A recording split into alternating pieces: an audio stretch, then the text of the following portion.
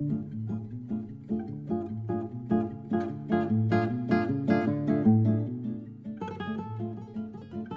minutes with Sean, maybe 10, all about addiction today. I know, not a sexy topic, not a fun topic, but a real one, people, okay? A real one that you all need to be hearing about, talking about, because everyone watching, listening, or whatever has been affected, okay? I don't care who you are. You have been affected by addiction in your lives. We are having a very open dialogue here. We've talked in the first half. We've had some fun. We've talked about rehab. We've talked about what works, what doesn't. We've talked about how you can basically be okay doing everything you're doing until you're not. And what then, right? We've also talked about the lack of education amongst humans about a different way. You know, rehab sounds to be the only way we're all aware of to deal with addiction right now, currently. It's not, though, because Patrick has the answer. But right now, it's one choice. And I'll ask you, before we get started, to think about anywhere in your life right now where you only have one choice. You'll be hard-pressed. Not a choice.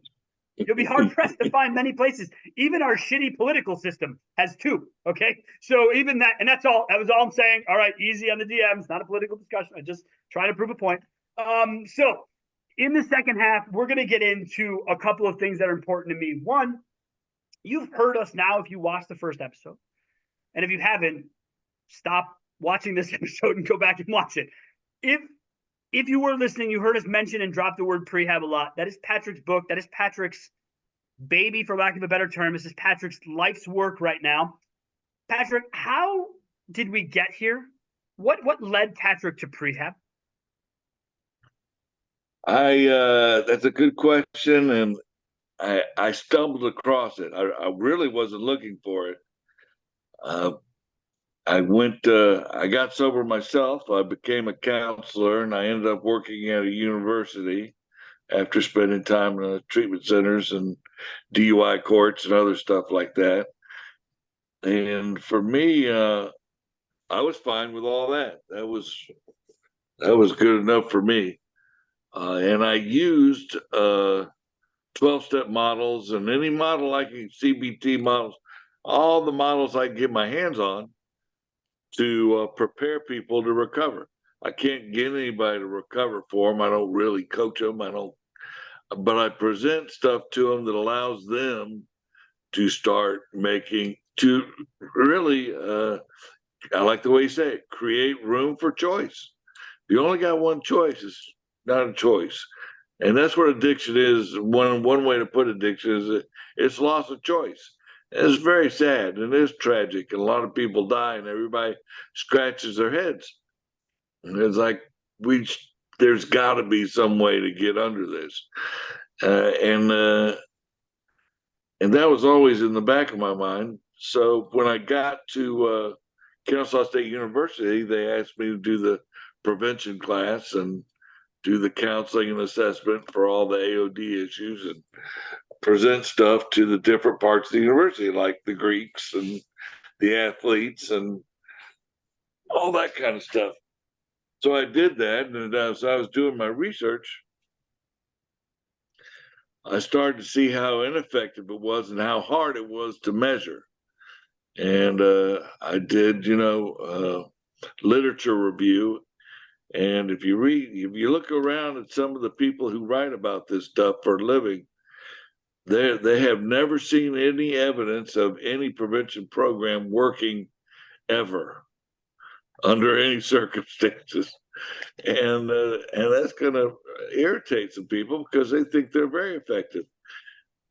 And perhaps they are, but the numbers don't change. We still lose 500,000 people every year directly related to drug addiction. And it's only 2 million people that die every year in this country. So 20% is drug addiction. It's a whole different world if we cut that in half or I think take it to nothing. But I can say that now. I couldn't say that before. So what happened was I read enough about it that I involved some of this risk response stuff. And that's where I got the story about the B-52s and, some of the worst airplane crashes in aviation history were directly related to um, these factors getting out of order. They weren't, some of these pilots weren't drunk, but they were fearful. They had fear. Fear is a killer. And unless you're afraid of the right, now some things you should be afraid of. So the idea is I looked hard enough to find the right people who have created a vocabulary for risk response factors. And they're things like new and good and familiar. We call it addiction or habituation. But really, I just like the term familiar. It's a known term now. Human beings cling to the familiar. We're very good at it. And in some patterns, that's a very powerful thing. In other patterns, it's completely destructive. So when is something good and when is something bad? Well, it depends on how you use it. It's like anything in life, right? Nothing's good or bad, but thinking makes it so. So that's why addiction's so hard to talk about. So as I started to define it for my students, I built a model. I know if out of AA, they've got the best model in the world for addiction. All it is you get restless, irritable, discontent, and you find something that removes that restless, irritable, discontent feeling. And if it also affects you physically and you develop tolerance and then withdrawal and you get drunk, that's the difference between an alcoholic and somebody who drinks. People who drink don't get drunk. And alcoholics don't drink except to get drunk. It's like Dad said. Yeah. Drinking a beer. Why else would you drink? Right. That's right. That's how I was raised. That's what I know. That's, I'm Irish Catholic, for God's sake, south side of Chicago. I mean, it's what was around me, right? But it wasn't a discussion, Patrick. My dad used to always say the same thing too about it. He'd always say, you know what? I go to work Monday through Friday. I got perfect attendance. My work loves me. So I don't want to hear any of this bullshit about what I do wrong or what I don't do wrong. I spend my weekends blackout drunk, so be it. I go back to work on Monday. And it was like, okay. I mean, the guy's not wrong. That's a little dependent. Right? That's the equation. If I do this, I'm able to do these things. Well, yeah. You're just lost all choice. Yeah. Right. Because it's one to do the other.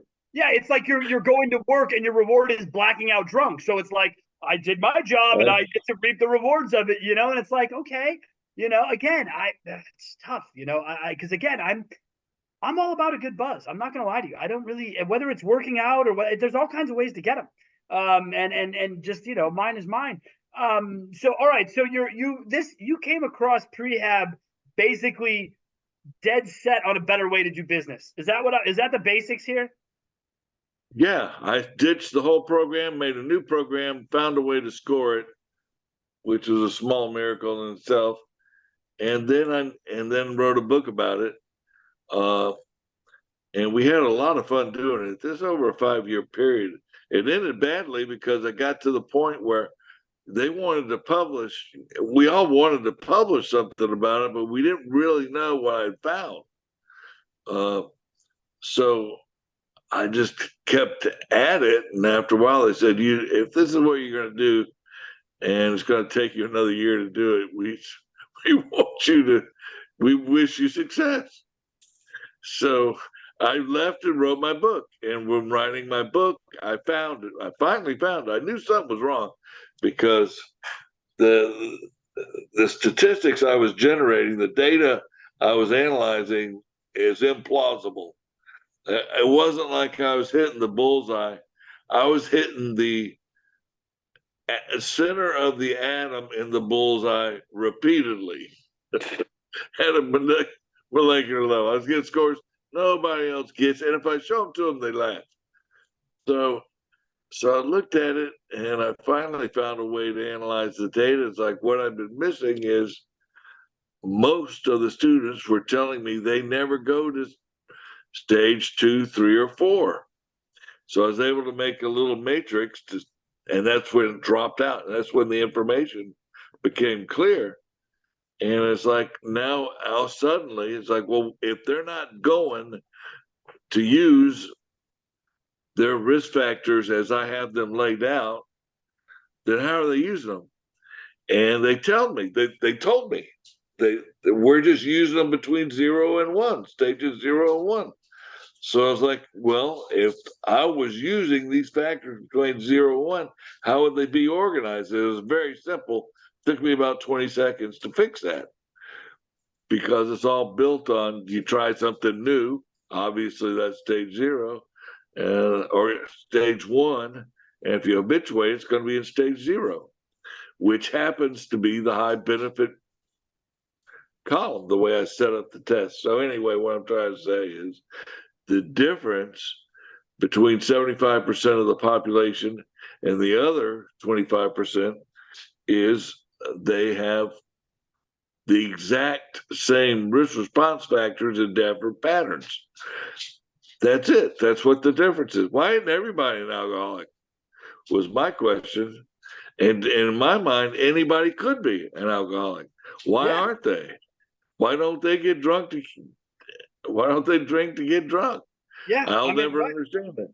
Right. My wife doesn't drink. I mean, I think she's been drunk. I've known her 20 years. She's been drunk like 5 times in 20 years. And she hates it every single time. You know what I mean? Every time she wonders why, and so, but Patrick, I want to get back to something, because you're talking about looking at this data that you have, like a linear data set, right?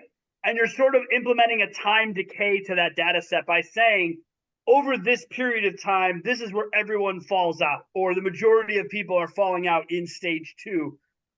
What does that mean on the scale, though? I mean, where do you want, what's optimal result? I guess is what I'm trying to ask you. Is that optimal result? Everyone drops out of stage 2 because they understand the risk, they understand the reward, and they keep moving?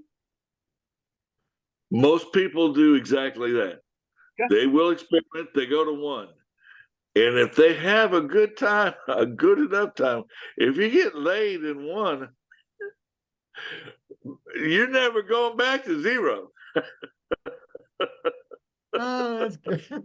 I mean, this is like the story of my life right here. You know what I mean? Like, this sums up pretty much every decision I've made as an adult, Patrick. Thanks a lot. I really appreciate you doing that. Thank you. And most of us would like more, so we go to 2. And if I can find a way to get to 3, I'll see you there. It's not that hard. And what I don't know is when you cross the line, which is another 12-step concept, there will come a time. There's a time you can change, and people go back. You can't go back. They reorganize and then learn a high benefit, low risk way to live. And that's what most people do. And that does not involve taking mood. I don't take other people's Xanax with fentanyl in it, at the dinner parties or whatever it is I'm doing. So it just doesn't come to mind. It's just not part of my thing. It's constructive paranoia. I just don't ingest stuff. I don't know what it is. You can't make me. But there was a time in my life where what do you got there? I have no idea. Well, let me try it. Let's find out, right? Yeah, let's find out. That was never my question. My question was never what you had. My question was, how long is it going to last? I just have to know. I have to be able to set a reasonable time frame for me to start worrying about shit. So if this is a 12-hour hit of acid, let's just be straight about it now. Because in hour 14, I'll start to worry about it, right? So when I use peyote in the Arizona desert, someone's like, "Bro, this could last a day and a half." I'm like, "Okay, like that sounds awesome." And it lasted almost 40 fucking hours, but it doesn't matter. It was transformative. And I'm not going to sit here and tell you if people should go use drugs, but it transformed my life. At the age of 19 years old, I used peyote. It transformed my life. It transformed how I view my life, how I view addiction, how I view things in my life. And I'll never forget it. So I have a part of me that's like, everyone should experience that kind of shit. But to Patrick's point, you can't the Xanax or the dinner party does not turn Patrick on, right? It doesn't turn me on either. If someone's like, "Hey, we got pharma," I'm like, ugh, boring. I'm just not interested. Jonathan, in your life, how do you incorporate? I mean, so you went to. I guess we should set a baseline here. You've been through rehab. Do you live a sober life as it is, Jonathan, right now? Yeah, because I'm that type of person that doesn't I have no barrier, right? It's Gotcha. either full throttle or nothing. So for me, it's I'm just it's very clear. Like I said, if I'm working out, I go crazy. If I'm whatever, and I just find things that are healthy addictions versus the others. So I'm that type of person that can't have a drink, right? I'm gonna have one, and I'm not gonna stop until I actually don't black out. Here's probably you're Irish, I'm Scottish.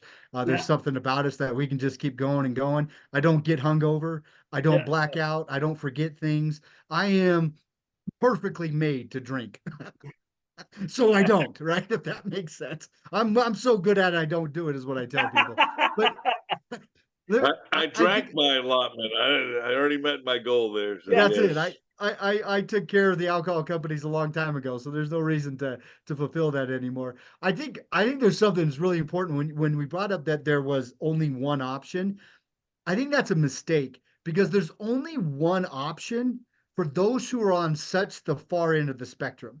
When I'm an alcoholic, I have one option. When I'm just an occasional, when I'm in that 0 or 1, going to rehab, that's not an option. Going to Right. AA, that's not an option. You're not going Right. to go to No. AA because you're just trying it, right? And Right. so Yeah. what people don't understand, we don't Nobody kicks understand the is that tires on AA, Jonathan. No one's like, hey, let me see what this is all about over here. I got nothing better to do on a no, Saturday. No. it's not going to happen, right? So they have zero options. And so what we miss is that there's a 500,000 people dying every year of this, okay? If we say there's 300 million people in this country and you divide that half with children and adults, there's 150 million at 5%, that's 7.5 million people at 500,000 in no more than 12 or 13 years. Every 5%er is dead. Well, that's not happened because the majority of people that are dying are in the 95%, not in the 5%. And so Yeah. who is it really affecting? It's affecting the people that have zero options. They Yeah. don't get to choose A or B. They don't even have a choice. They're literally having no option to educate, to understand. We don't even give them a chance. There's no fighting chance in it. Does that make sense? I mean, that's the Yeah, thing that I no, took it away totally most from does. Because this. what you're saying is right that you're like when you're 0 1, your addiction's not bad enough for anyone to care. And I don't mean that in a rude way. I just mean that But those are the people that die. in a way to go here, go there, whatever. It doesn't come across that way. But Yeah. if you're not educated to know 0 or 1, that is where I believe our biggest issue resides as people, as an industry, is that there isn't that level of education. There aren't enough people saying, "Did you know you could do this?" Patrick talks about failed programs. I am always reminded of, because I'm a child of the '80s, called the DARE program. Do we remember the DARE program, guys? Oh, Yes, just yes, say yes, no. yes. All that did is make us want to say yes. That's all I ever did. My whole life, I'm like, I'm sorry, this guy just tell me don't do that. Well, why? What about it that you're hiding from me makes me interested to know what I'm missing out on, right, Patrick? I will investigate. I will find out. Yes. I will. If you have told me that this is bad for me, then it's up to me to know how bad it is for me, and I won't have you tell me that. And so yes, and the true gateway drug of our culture is booze. Okay, 9 out of 10 people you ask, what's the first thing you ever touched in your life? They'll either say Okay. cigarettes or booze. They're not. They don't go to cocaine. They don't go. Marijuana gateway drug is convenient to let alcohol makers off the hook for being responsible That's it. for what it is that they're truly doing here in our country. If you can't tell, I'm an advocate of some of these things, but I'm more in Patrick. How do we bring prehab? I know that you're a man of masses, and you said that you want to bring this to a 0. I try to take things slightly more bite sized. So I'm going to start with my industry, our industry. Me and Jonathan here, we spent collective probably 50 years doing this. How do we bring prehab to our industry? What steps would you give us? What advice would you share with us to tell us, hey, gents, this is what you need to start doing? Because honestly, Jonathan, I don't think any of these shows would ever go for this. I really don't. These big conferences in our industry, but this is such a conference industry topic. I know it's not data and new websites and all this flashy bullshit that actually means very little anyways. This is a real topic. But Patrick, from where you sit, my friend, how do we do it? How do we bring it? So the one word answer is empower or educate. That's what the deal is, and that's what the model's for. You don't talk about any of the theory. The way we talk here is not like you say. We don't start with powerless. We just say, here's a model. Starts at stage one, goes to stage five. Here's the mental part. Here's the physical part. Here's the risk response part.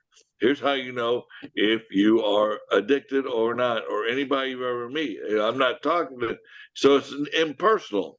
It's just a presentation. This is how it works.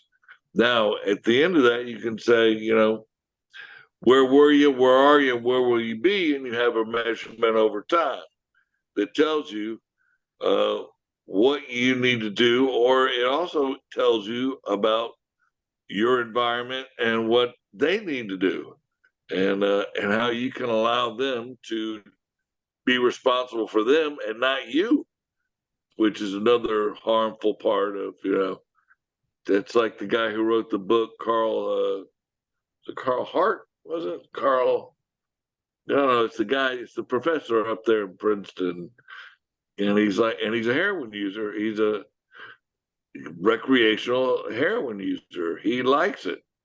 He says some people like a drink before dinner. I like a little heroin before dinner. I've read that That's book. it. You and I talked about this last time on the show. I read the book. I cannot remember the guy's name. I'm not a big reader at all. You think I'd remember the one fucking book I've read in the last 5 years? I don't, because I don't read enough. But I remember this, and it was like he was setting timers and shit, and he had like a Sherpa with him. Someone would be like, "Hey, dude, you're about to hit zero on this. We got to save you." And your point, if I remember correctly, was that might actually be a problem, bro. You might actually be at level 5 here because you need someone sitting next to you to make sure you don't die. Is that fair? Your wife's got to get up and take the kids to school. Why does she got to stay up all night to make sure you keep breathing? Right. So that might be more dependent than one gives themselves credit for. It's a When that little happens. dependent. Yeah. Okay. All right. So we need to be able to educate and empower, which I love both of those words. I'm a big, huge Well, fan that's of it. that. You As well as present the model. It's a there it was. classroom. You said it again. Present the model. Well, you know what we do in the car business, Patrick? You might not know this, but the presentation step is a big deal to us. It's a huge part of the show. It's a huge part of the buy-in process. It used to be big sheets of fucking paper with ink everywhere and markers and circles and shit and squares and all kinds of fun stuff. I mean, it really was awesome, right? So we know how to present. We can keep that part of it, Patrick. Awesome. But we're I not believe that will powerless, make bro. a difference. Yeah, we got to drop No, that shit. I don't know where we leave that. I don't know how we leave that, but we got to leave that. We are not I think helpless. We are neither helpless nor powerless, Patrick. I'm sorry, I can't buy this. I'm struggling with the facts. So I'm going to leave it there with that part. So let me ask you, Patrick, is it simply just putting yourself? Okay? This is a loaded question. What's the target audience, Patrick, for what you think can help stave off the epidemic of drug use in this country? Where do we get into the conversation at? In general, with everybody? Yeah, just in general, where is it an age range? Is it I've already been to rehab once? Where are you finding through in your statistical models is making the biggest impact of reaching people when it mattered most? I know it's when they're ready. We all agree to that. But are you finding that to be 19 before rehab, 25 after rehab? What is there anything tying that data together? No. I would say it could be any time. I think it's most effective earlier.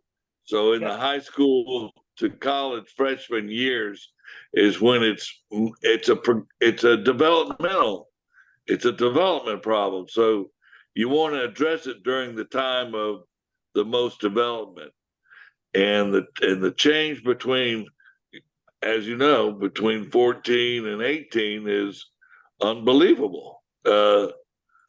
Hard to describe, but a lot of development. So if you can sway them in the developmental stages, they can maintain their autonomy and figure out their lifestyle, whatever their lifestyle is going to be, in an autonomous way. What happens? So people say, well, what about stigma? What if they suffer from stigma that's going to make them an alcoholic. No, it's not. Not if they're autonomous. What if they have tragedy in their life? What if they have unaddressed trauma? That'll make them drink. Not if they're autonomous. What about if they have losses?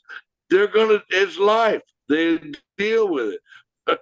It doesn't matter. But however, if they're dependent, all those things matter. And all those things will contribute to a destructive lifestyle. So the way you're going to fall on that curve, either under it, under the bus, or on top of the bus, is this one thing. So I feel like Billy Crystal in the cowboy movie. You got to know this one thing. Yeah, This is the one thing. City Slickers. That's a good one. Good callback. Look, so you talk about autonomy. I think that's a big part of my own individual journey. I was a middle kid, and middle kids typically are just kind of, we're there. We exist throughout the infrastructure of family. And we can kind of do whatever the fuck we want because no one notices us. Plus, I had an older brother, younger sister. So, dude, nobody was really paying attention to Sean. As long as he didn't get in trouble, he was cool. That's why I went out and did a bunch of shit. But my parents, they made me autonomous with, hey, you do what you want, but you get busted, then you're on our radar. You can't do what you want. So just, keep your nose clean. The way I heard that was don't get caught. That's not what they meant, but that's how I heard it, right? So, but I've been autonomous my whole life. And I think that the autonomy is what led me to my company, to structure my company the way that I have. All the people who work for us are all equity partners in our company, and they all have autonomy to do whatever the hell they want as long as they hit their deadline. I don't care when it happens, how it happens. I don't care what you do from 9 to 9. As long as the date I told you I need your work is done. That's it, right? And you let people be adults. Autonomy is not, it isn't talked about. It isn't trained. And I think part of me believes that it can be. Jonathan, what is your thoughts on how autonomy factors into this whole discussion? Boy, that's huge. I mean, I'm going to go back to what you said about the DARE campaign, right? Just Yeah. say no, right? Well, that didn't work. And we told everybody that drugs were bad and they were so horrible. Well, again, I've raised 5 children, 3 of them in college. I got another senior in high school heading off. And all of my children have heard almost the complete opposite. I would tell to them, I go, listen, anybody that's told you drugs is bad are lying to you. They are the greatest thing you've ever done. You're going to have a hell of a good time on them. However, this is why you should think twice about doing it. And so I'm going to give you full autonomy to make your own decision, but I'm going to give you both sides of it. The first time you drink alcohol, man, that's one of the funnest nights of my life. I'll never forget about it. But guys, the next morning was one of the worst mornings of my life. So there was 2 sides of that, right? And then, the vice versa was, hey, yes, you're going to drink, but now you can't drive. You're going to drink, but now, you make it so you're burning brain cells and you can't think right the next day. And I would go down the path, and it's the same thing, with sex. We tell kids, oh my gosh, don't have sex before marriage, don't have sex before marriage. And then after marriage, it's the best thing in the world you can do. I mean, that's an oxymoron if I've ever seen it. My job was to teach my children how to be autonomous and to give them both sides of it so they could make the most intelligent decision. It was not for me to make for them, but for me to give them the information. So I think autonomy is the biggest thing in the world with this. I think that's wonderfully said. And, here you are getting involved with Prehab and Patrick Moore, yet you raised your kids under the Patrick Moore model without even knowing it, right? You simply sat with them and you said, here's your risk. Here's your benefits. Okay. Here's what this is going to look like. Here's what I've done. Here's my experience. See, I don't have a kid, right? So I learned really early on, you don't comment on parental matters. It just isn't a safe space for you.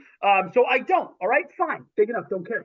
It's good. But I was a kid and I do know what it looks like. And I do watch parenting from afar, right? And I do say, wow, that's very interesting why that would happen, that way or whatever. But what's most important is when I hear parents talking like that to their kids, talking to them about, hey, drugs, it's gonna happen. You're going to run. Plus, you used to live in Colorado, right, Jonathan? I live here now, yeah. Right. So you're talking about a completely legal cannabis state that your kids know nothing other than that as adults, and that is part of the daily routine. It is part of every part of culture now, right?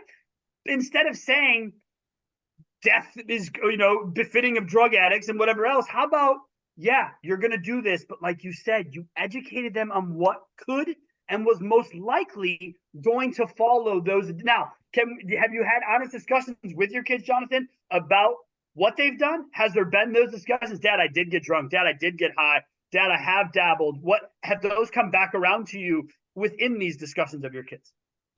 So here's the craziest thing. My oldest, yes, she has. Other than that, she's the only one.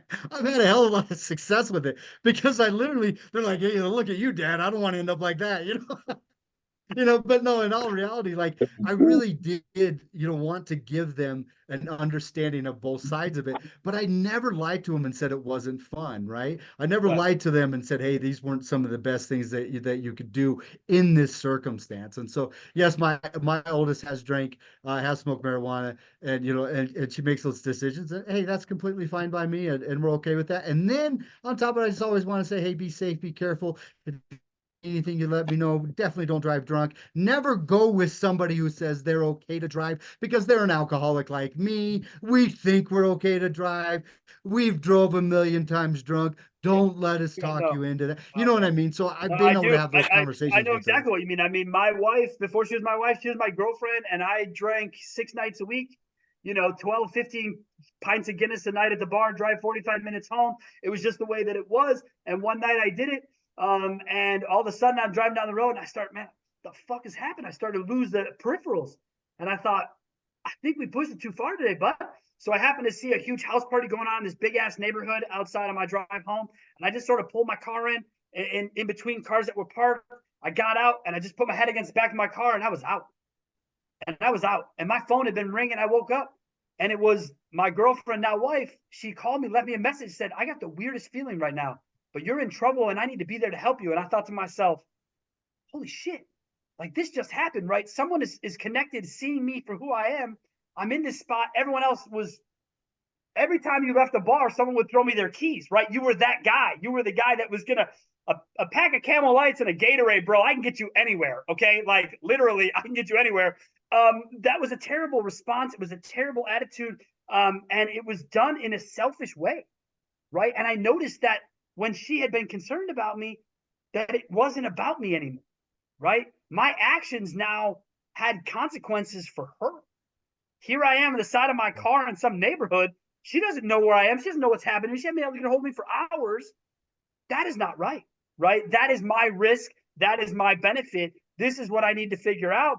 Patrick, as we sort of put a bow on this for everyone watching, what do you believe is the key to success for Prehab?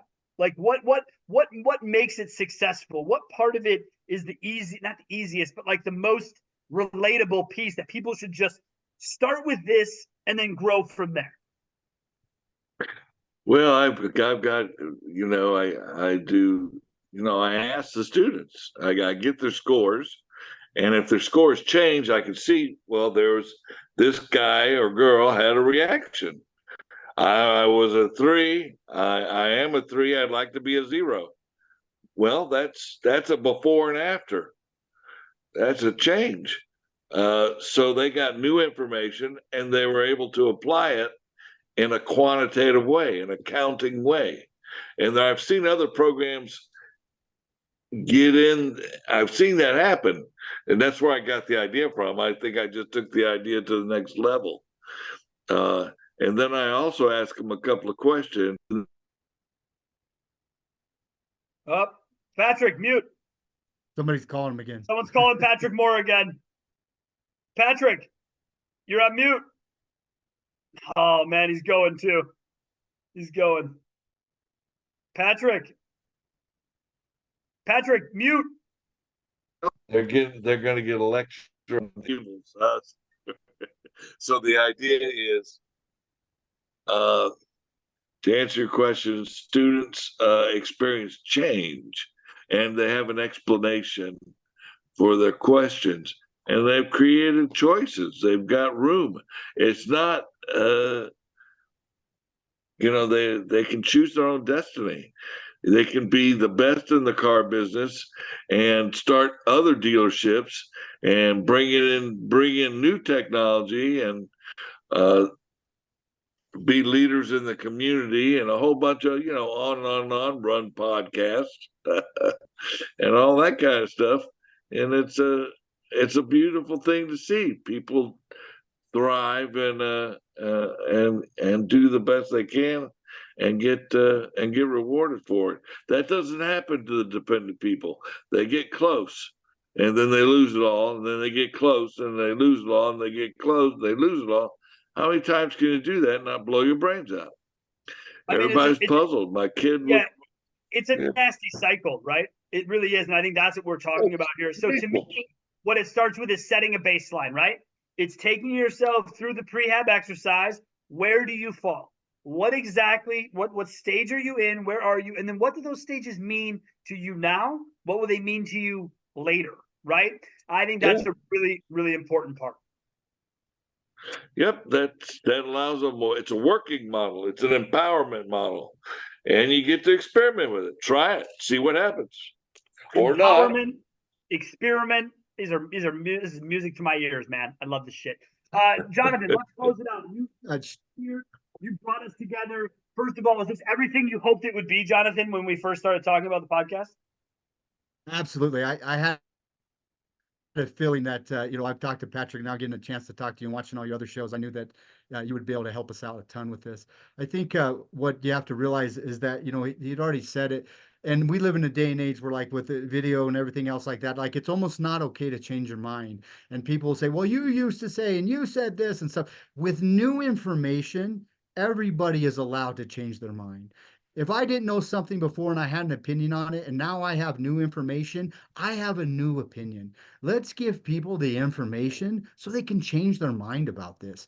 And then secondly is, even though this is a little bit of a taboo conversation, as you saw, I had no idea by putting that post online it would have got the attention that it got. And I don't even have a big following, but man, that post just lives on and on. Every day I have somebody else still reporting on it, and this is like 2 months ago now. And so it's amazing how much it's affected people and how many people resonate with it. So even though it's kind of taboo and we don't want to talk about it, it's like, moths to the flame. I mean, if we put this on at a conference at a digital dealer or NADA, I mean, the room would be overflowing with people.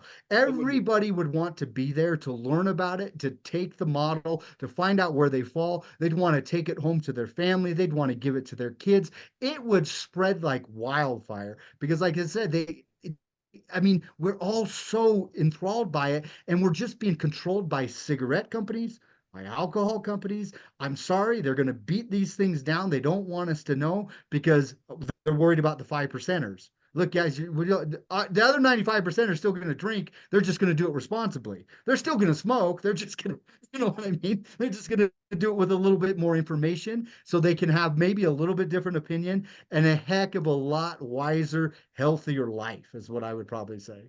Dude, I absolutely love it. And you're right. I mean, I still joke with my wife anytime I walk past someone smoking. I'm like, people still smoke cigarettes? I'm like, that's crazy. It's like $14 a fucking pack. I can't believe people do that. Anyway, stopped them. Right, I stopped, and me, I'm the one-stop guy. Like, if I stop something, that's it. I don't go back. I don't dabble. I don't have like those. I'm very like you. I'm addicted, but when I shut it off, I shut it off. I'm done with it. Patrick Moore, wrap us up, my friend. How have we done today? Have we made you happy with our impressions of prehab and what we're trying to do here? Is this good? It is. It's a complex topic that can be made more complex, but I think we succeeded in making it simple.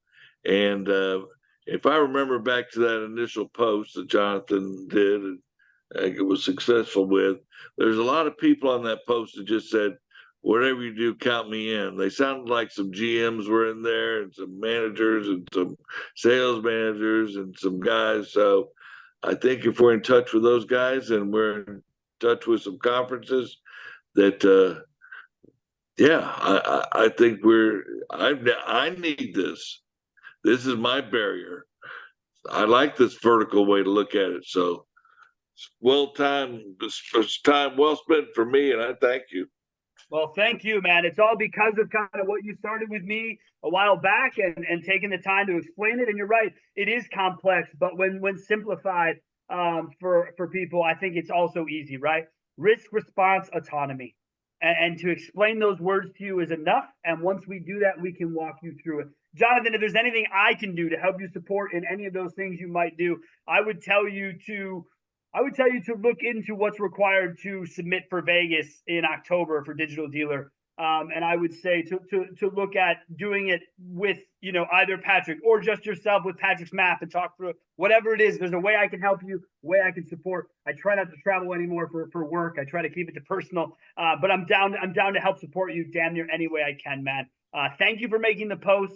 Thank you for starting this discussion. Patrick Moore, thank you for Prehab. Thank you for stumbling across it. Thank you for giving us shit enough to make things better for the rest of us and giving options to those that might not know they exist otherwise.